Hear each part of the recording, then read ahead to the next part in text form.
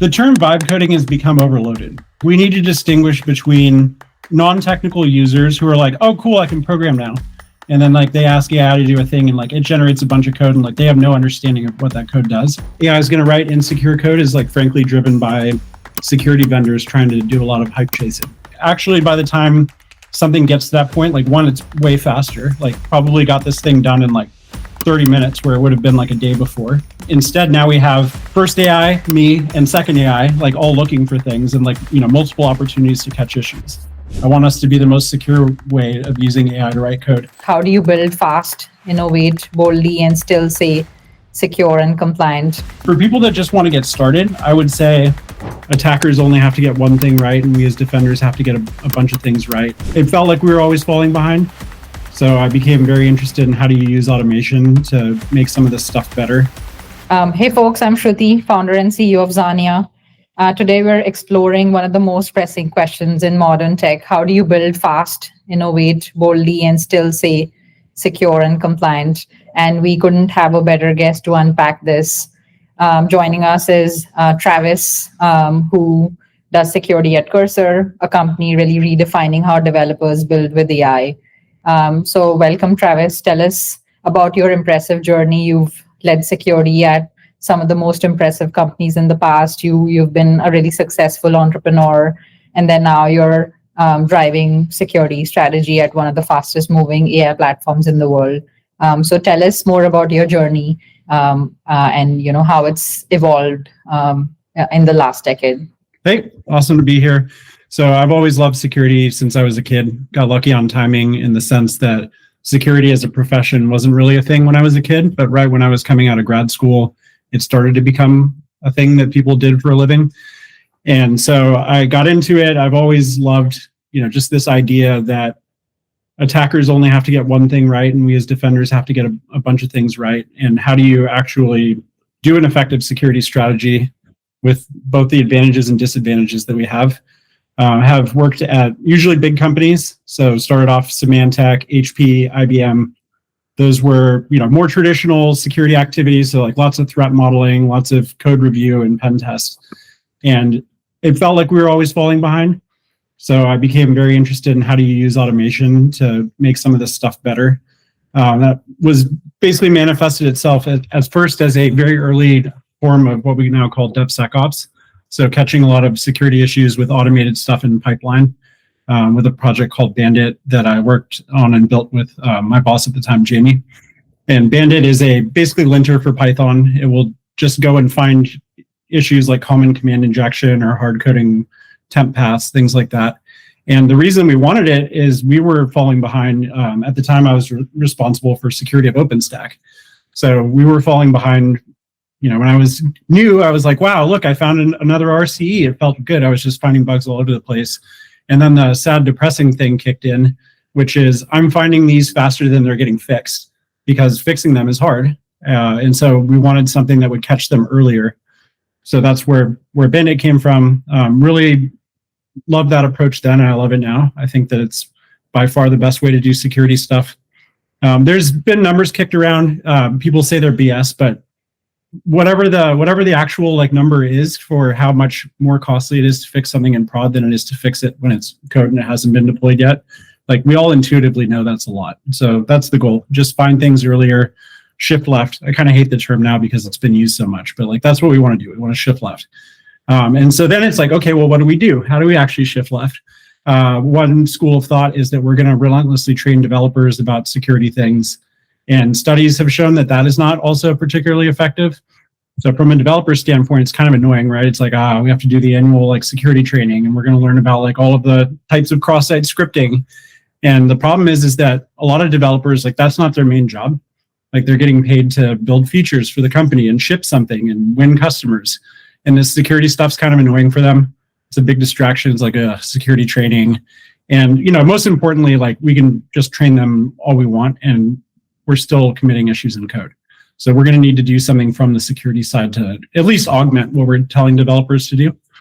Went to Netflix, you know, very, very heavy users of cloud and AWS, learned a lot about cloud security there. Also did AppSec engineering, kind of like more of the same stuff that I was talking about, like building tools So like, for example, we did an asset inventory because we found it was very important for us to know what do we have and what's the relative risk positioning of it, what vulnerabilities does it have, things like that. I went and led product security at Databricks for a year, learned a ton about enterprise and enterprise deals and what enterprise customers care about from a security standpoint. Met some really great folks, and then decided to strike out on my own and start a company. So that was Resourcely. We started in March 2022. The goal was to make it really easy for developers to ship cloud infrastructure securely. Basically, the observation is, developers care about doing the right thing. It's just AWS and other clouds are very, very complex. There's a ton of settings in there. So we had this I forgot what it was called, but like ALB Ghost or something like that. AL Bleed. There was some like fancy name for it, but it's basically like you have a load balancer connecting to your app, and like they both have their own security group attachments, and developers were just accidentally like putting those things on the internet because they didn't understand how the security groups work. And so the goal was like, let's just make developers not have to understand that. They know that they want a load balancer in an app. We'll just give them patterns, and they use the pattern and fill in their stuff, and like it deploys, good patterns for you through Terraform to your cloud. I think that, quite frankly, the product was serving a small percent of people who actually like that was a top problem for them.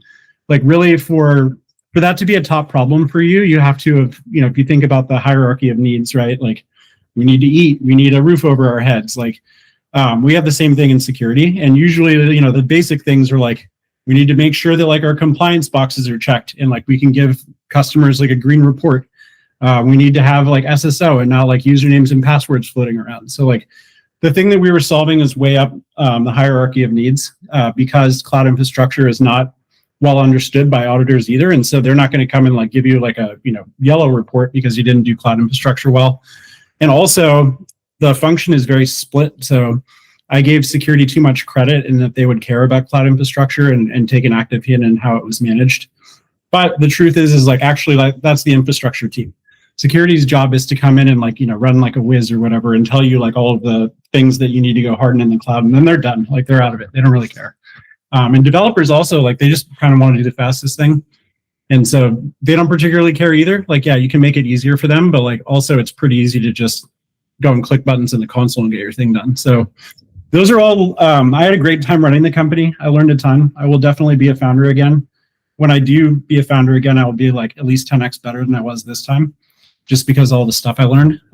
But a good thing came out of it, which is we were acquired by Cursor. So I joined Cursor to work on security stuff. And I've been here for 5 or 6 months now, and it is really fun. There's a lot of stuff at the intersection of this massive shift we have to AI. And then obviously, like I care deeply about security and enabling developers and just shifting things left. So there's a ton of stuff going on there that I get to participate in, as well as just do good old-fashioned security work again.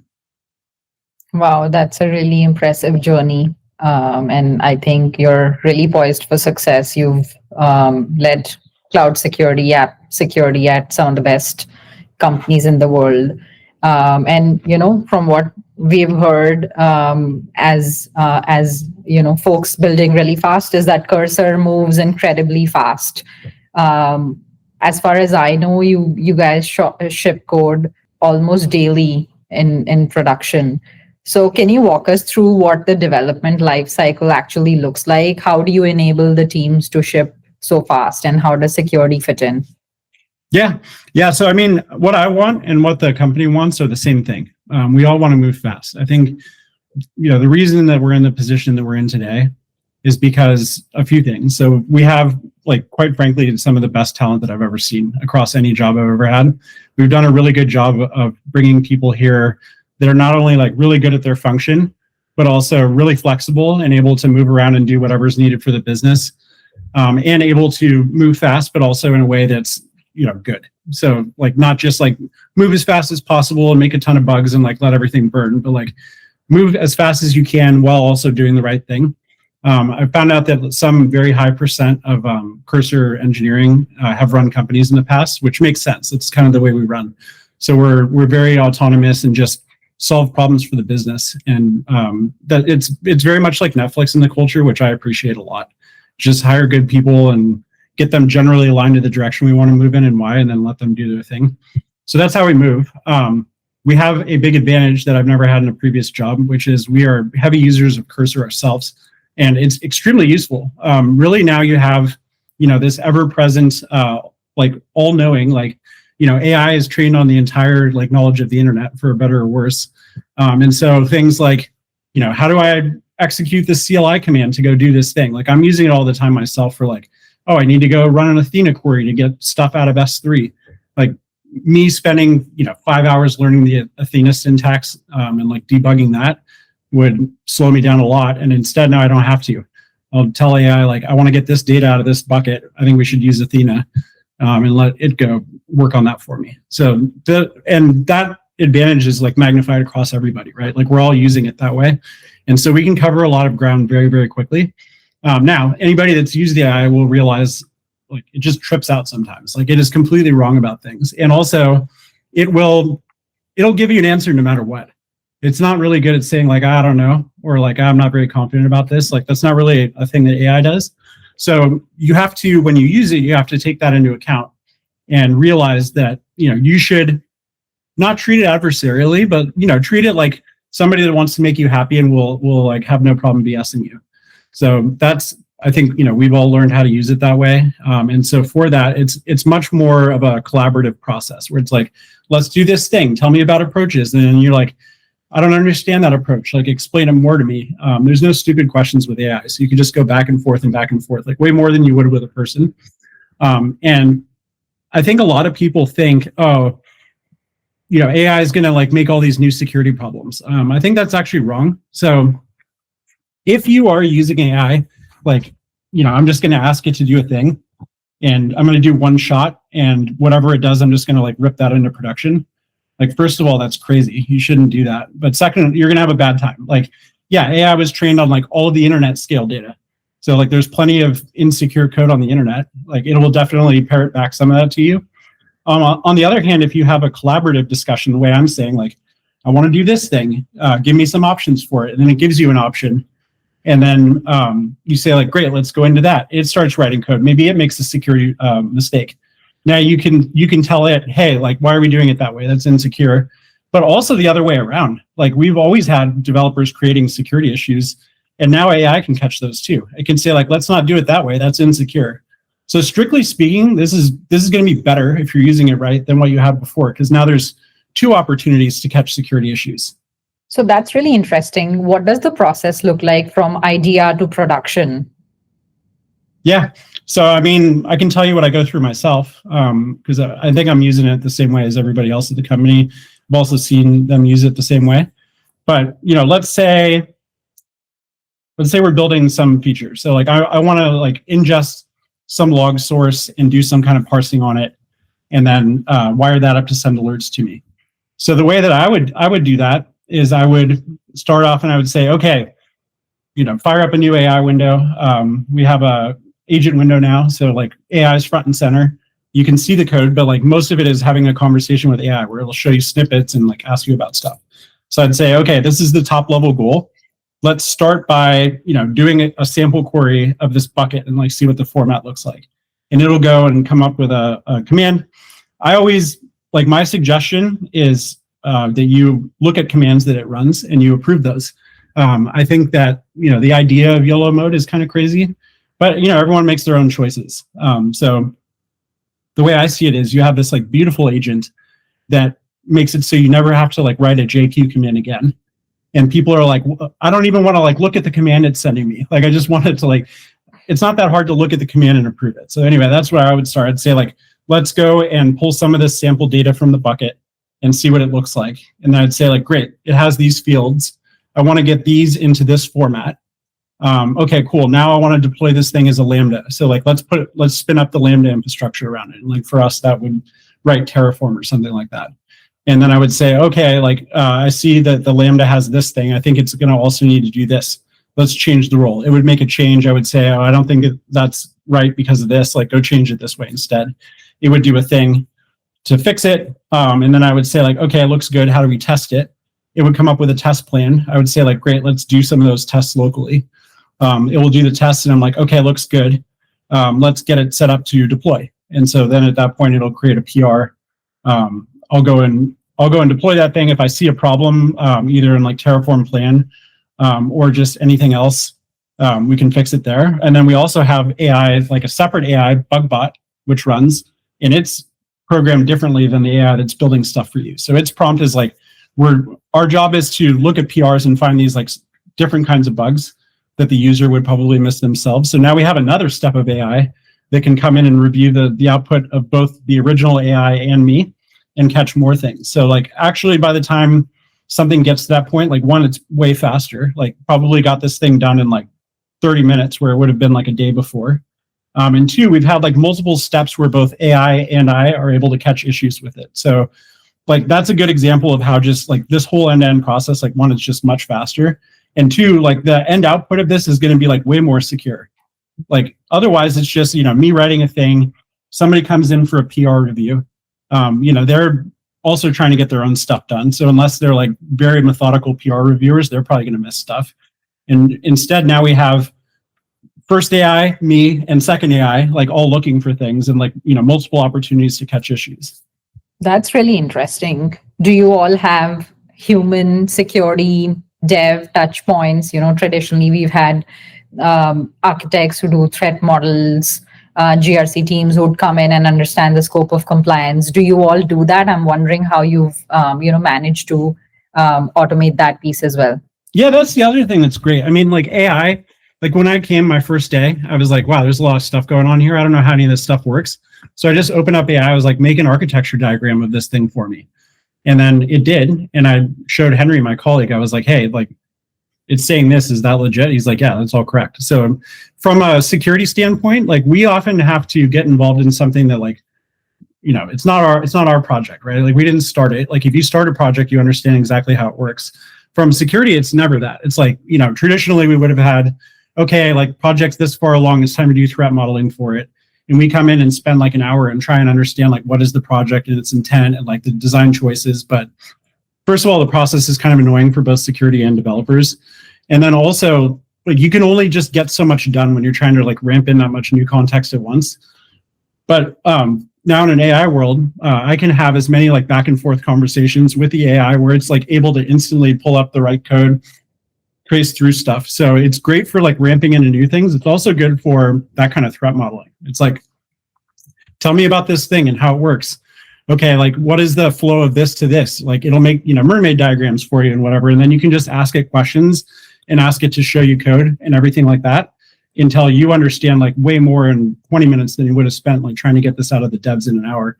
When I did threat modeling this way, by the way, I've often found that when we'd have conversations with devs, like they would remember new stuff or they wouldn't quite understand how it works either.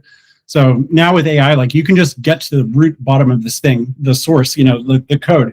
How is it actually implemented? You can do that so much faster than you can otherwise. But yeah, to answer your point, we also have like security code review tuned AI. There's stuff that just like watches the fire hose of stuff happening at the company so that we can see like, oh, this kind of interesting thing's going on. We should get involved as a reviewer of it. We have all that kind of stuff going too. Yeah. I mean, when I tried Cursor and the mermaid diagrams, it just blew my mind as well, because, historically, when I've also done architecture reviews, it's been really hard to understand, especially, at a company like Microsoft, which is where I was at before. There's decades of code written and it's really impossible for a human to really effectively threat model the end to end. So yeah, I was really mind blown by that as well. So, a new question, a question we hear all the time is, if AI can write code, why can't it write secure and compliant code by default? Is that something you envision happening in the next few years?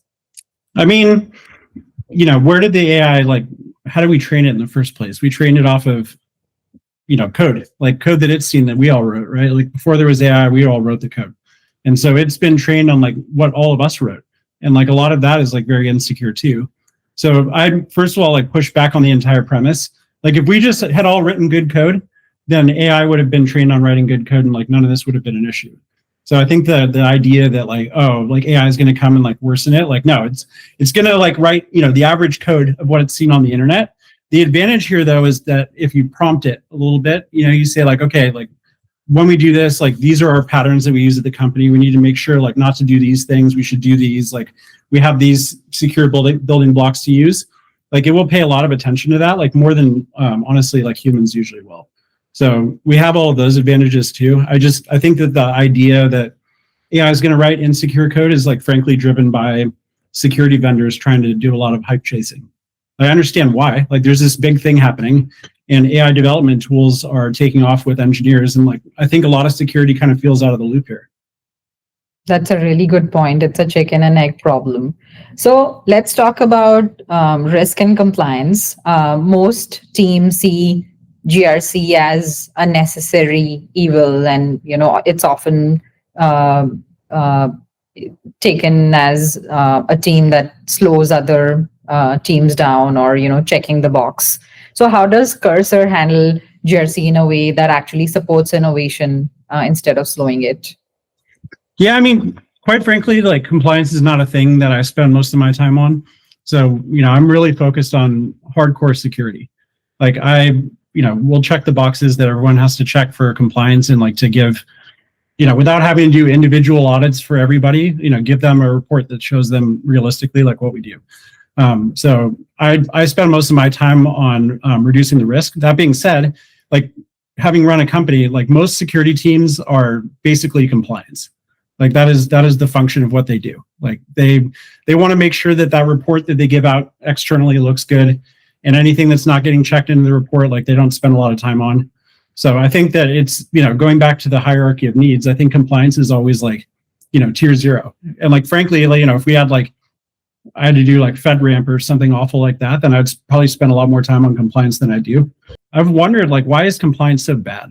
Like, you basically like you have this function of auditors that should come in and like actually audit your stuff. Like if you're running in the cloud, you have perfect data about the configuration of everything.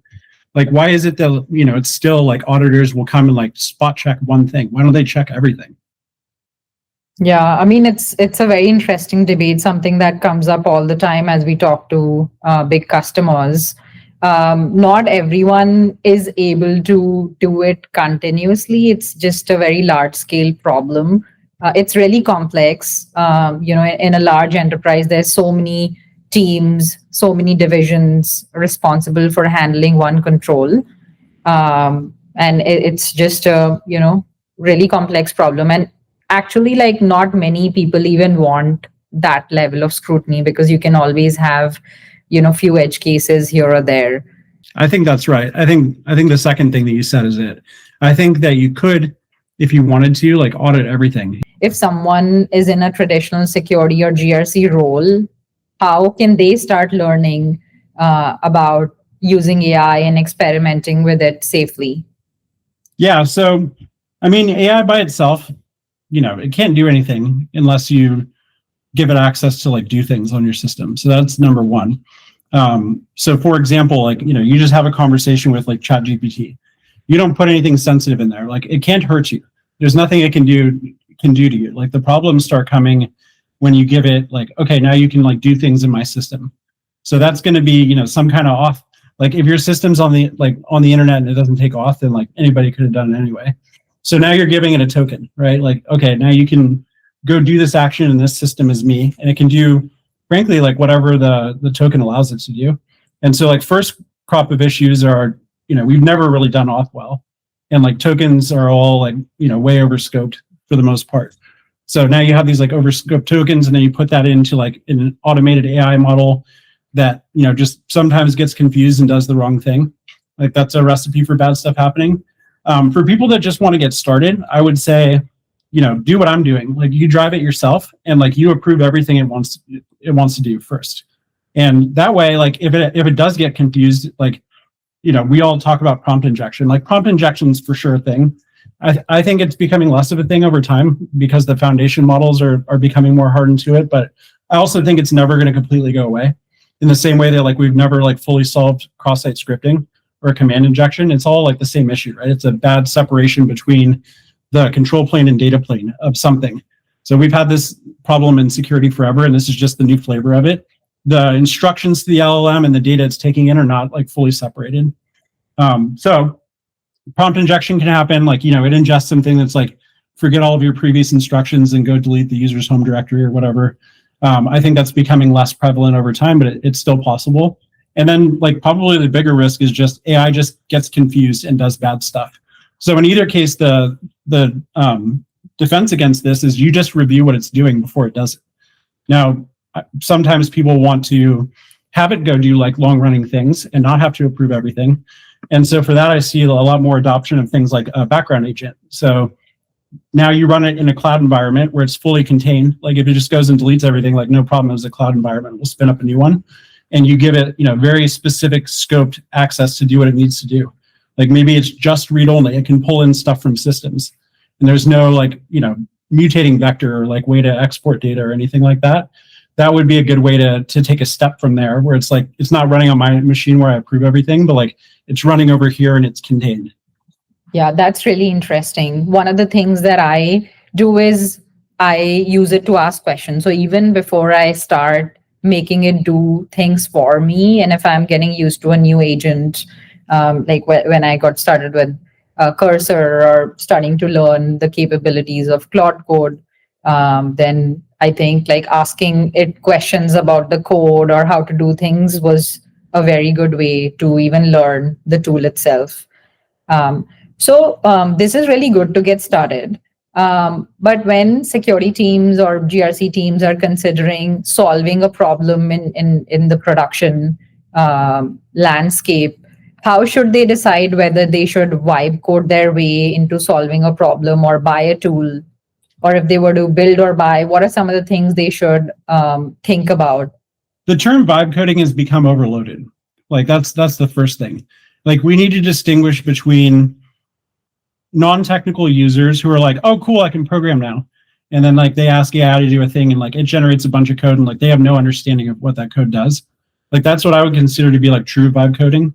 I think what we're seeing now, like, our like main users are serious developers and they're using AI as a tool to help them code. So like if let's say that I like, fire up Cursor and use Agent and it produces a bunch of code for me, but every step of the way, like I reviewed that code and gave it feedback and asked it to change how it's doing. And, I spotted a bug or like it spotted its own bug and like fixed it. But like a PR is created and I personally like typed none of those lines, but I was heavily involved in the creation of it. And it is what I would have written had I just like actually typed it, or maybe better than what I would have written. Like I wouldn't call that vibe coding. I think that's using AI as a tool to help you develop software. So I guess that's the first thing is like we need to distinguish between people that use AI to create software and they completely understand exactly what it is and how it works and the trade-offs of it, with people that are using AI to create software and they have like no idea what it is or how it works. The extension to that was, how do they know whether they'll be able to build it enough for it to be production grade, or should they consider just buying it? What are like some of the easy things that you think are good enough scope for someone to learn AI and build an agent to solve themselves, versus, a bigger scope problem that, it would practically be hard to make it production grade? Yeah, I mean, I always see like any build versus buy as a trade-off of time for money. So, and there's also like some overhead of dealing with a vendor always, and then there's the risk that your vendor is like not very good and they have bugs and, it takes them longer to fix it than it would take you to fix it. So I think it really depends on like what vendor you're dealing with and the type of the problem. But in general, the way I would approach it is, if I can just get this thing done in a day or 2 days or whatever, then this is, and I'm comfortable with the maintenance of it, it's not going to be a big problem for me. Because remember, you have to factor in like the total cost of ownership. Let's say I make something in a day, but it's breaking all the time. And like every time it breaks, I have to drop what I'm doing and go fix it. Like all of that time adds up. So that's like my total cost of ownership if I build it myself. And then on the vendor side, we have, the hassle of dealing with a new vendor and like procurement process, and then the risk that they're not going to build some extension that I need, or they're not going to fix a bug fast enough. So all of that, like, and then like whatever money I end up paying them, that all factors in on that side. And like for any given problem, you just kind of have to figure out like where's the trade-off there. Like some stuff, it's like for sure you're going to buy something. So like I'm not going to build a sim from scratch. Like it makes no sense. If it's like like a monitoring for something, like I'm for sure going to build that myself. I wouldn't look at a vendor to do something. And then there's this giant, open space in the middle where it could go either way. So there's a big elephant in the room about AI helping attackers be more effective. And we've seen people claim that AI makes malware creation faster, more targeted. What is the real hype versus what is reality versus hype in that narrative? I don't think we're at the point generally where AI is capable of finding ODay without a lot of human intervention. That's my understanding of the current landscape. So, AI is like very good and in a collaborative model. My observation is if you throw it off on problems for 10 hours, it just gets completely lost. So what it can do though is it can, first of all, like lower the bar. So now we have like non-technical users. So like maybe you have, some criminal kid and they're like, what I want to do today? I want to create malware. They don't understand computers or tech. Like they can do that much easier. Like that's for sure. So now we're going to have on this lower tier of attacker, we're going to have like more possible entrants there just because their barrier to entry is lower. On the, go do a bunch of stuff for me, kind of like agents thing. We either have already or will see attackers using that. Just, covering more ground, doing more stuff by using AI agents. I think, for sure, like in the same way that like I'm able to cover more ground internally by using AI, attackers will be able to as well. And we just, we need to, in the total balance of the equation, like attacker versus defender, we need to consider that like engineering work has gotten a little bit easier for everybody. And we need to factor in what that means. So I think for a while, attackers are going to be using it and like finding all of the stuff that we never bothered to fix. And what needs to catch up is we as defenders need to be using AI to go and like fix things more effectively. Yeah, well said. So how has AI changed what it means to build a security team? Are you hiring for new skills or are you training your existing team to work differently with AI agents? No, I mean, I think it's just the same thing. Like you get people with a, builder solver mindset and now they have a new tool that lets them do more faster. Like there's really like not that much to learn here. Like, yeah, sure. There's like hardcore like AI attacks. Most of those are going to be solved at the foundation model level. So like, that's not a thing that I spend much time on. In general, like what I'm doing is just traditional security work and I'm just doing it like a bit faster because I have AI tools to help me. So finally, looking 5 years ahead, what do you think the role of the security leader would look like when AI systems and humans are co-authors of the code base? I think it's the same thing. Like, what good security leaders have always done is just have a really good understanding of the business and where it's going and what matters. And then the current security risk and posture and then like find leverage, so like we have finite resources. Where do we put those resources so that, per time we're reducing risk the most? I think it's just the same thing. It's just, maybe like the type of people that we get is a little bit different in the sense that like they're all going to use AI tools natively and we need like less manual work than we did before. I would say like security leaders should definitely be like asking their team because probably like some of those people were not technical enough to code before. And now they're like, not like they should like vibe code, like a bunch of stuff, but like now maybe with AI help, they can learn things faster and can actually create software where they wouldn't have before. That's definitely like a possibility. But yeah, I think the function of security leader is like the exact same. It's always like a, prioritization function. So when you're hiring people, do you look in their resume how much work they've done with using AI to automate their work, or you mostly look for the security skill? Yeah, it's mostly security skill. I mean, this whole like AI being this big is like really like less than 3 years old still. So, there's always the joke, right? Like, Kubernetes comes out and it's like the people want 15 years of Kubernetes experience. Like that always happens. I don't think that makes sense here. Like anybody that is good is going to like use the tools that they have available. And even if they haven't used AI, like I would question why they haven't, because it's obviously like helpful. But assuming they hadn't and they don't have a bad attitude about it, they're going to ramp up fast. Like there's really like not a lot to learn here. So what's the next frontier for you and for Cursor? I am just gonna keep doing my thing. Like it's like very traditional security work. I've done a lot of it in the past, so I can cover ground very quickly because like I know what I'm doing, and then I also have AI to help me implement some of it. But yeah, we're just our goal is that Cursor is the best place for people to use AI to write code, and in that, my piece of that is I want them to feel safe using us. I want us to be the most secure way of using AI to write code. And if you're connecting to our APIs, like those are secure. Your data is safe. Like all of that is good end to end. So it's just old fashioned security work at a company that happens to build AI tools, and we will ourselves use AI tools to do more of that faster. Travis, thank you so much. It's been such an insightful conversation, very practical, forward-looking, and refreshingly human. You were able to help us understand how we can use AI practically and get the all of the buzz around it to be really real. So thank you so much. Awesome. Yeah, this is fun. Thank you.